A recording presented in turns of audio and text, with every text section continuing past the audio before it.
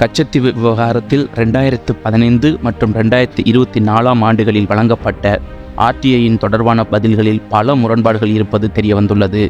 நாடாளுமன்ற தேர்தல் பரப்புரைகள் அனல் பறக்க தொடங்கியுள்ளன. ஒவ்வொரு கட்சிகளும் சரமாரியாக குற்றச்சாட்டுகளையும் விமர்சனங்களையும் முன்வைத்து வருகின்றன. முதற்கட்டமாக தமிழ்நாட்டில் வாக்குப்பதிவு நடைபெற உள்ள நிலையில் கச்சத்தீவு விவகாரம் மீண்டும் விஸ்வரூபம் எடுத்துள்ளது. இந்திரா காந்தி தலைமையிலான அரசு கச்சத்தீவை இலங்கைக்கு விட்டுக் கொடுத்தது தொடர்பாக பாஜக தமிழக தலைவர் அண்ணாமலை ஆர்டிஐ மூலம் பல்வேறு தகவல்கள் பெற்று வெளியிட்டார்.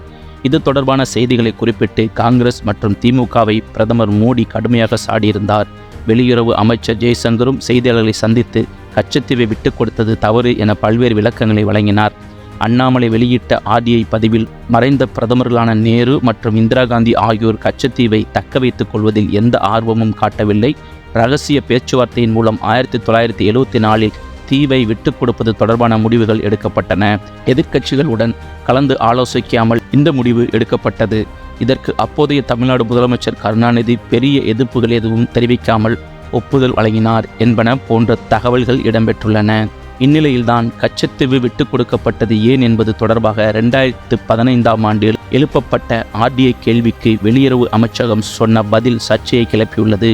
2015 ஆண்டு ஜனவரி 27 பெறப்பட்ட அந்த பதிலில் கச்சத்தீவு இந்தியா இலங்கை கடல் எல்லைக்கோட்டில் இலங்கையின் பக்கத்தில் உள்ளது. கேள்விக்குரிய இந்த பகுதி ஒருபோதும் வரையறுக்கப்படாத நிலையில் இந்தியாவுக்கு சொந்தமான நிலப்பரப்பை கையகப்படுத்தியது அல்லது விட்டு கொடுத்தது போன்ற எந்த நிகழ்வுகளும் இதில் இல்லை. ஒப்பந்தங்களின்படி கச்சத்தீவு இந்தியா இலங்கை இடையேயான கடல்சார் இலங்கை பகுதியில் அமைந்துள்ளது என தெரிவிக்கப்பட்டுள்ளது. அதாவது கச்சத்தீவின் அமைவிடமே இலங்கையின் எல்லையில்தான் உள்ளது என வெளியுறவுத்துறை தெரிவித்துள்ளது. இந்த பதில் பெறப்பட்ட போது வெளியுறவுத்துறையின் செயலாளராக இருந்தது தற்போதைய வெளியுறவு அமைச்சரான ஜெய்சங்கர் தான் என்பது குறிப்பிடத்தக்கது.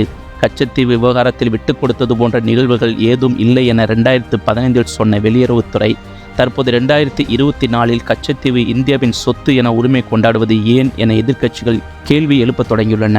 கச்சத்தீவு விவகாரத்தை தவறாக பயன்படுத்தி தமிழகத்தில் வாக்குகளை அறுவடை செய்ய பாஜக திட்டமிடுவதாகவும் தேர்தல் நேரத்தில் பிரதமர் மோடி நாடகமாடுவதாக முதலமைச்சர் ஸ்டாலின் சாடியுள்ளார். கடந்த 10 ஆண்டுகளில் கச்சத்தீவை மீட்காமல் பாஜக செய்தது என்ன எனவும் காங்கிரஸ் தலைவர்கள் கேள்வி எழுப்பி வருகின்றனர்.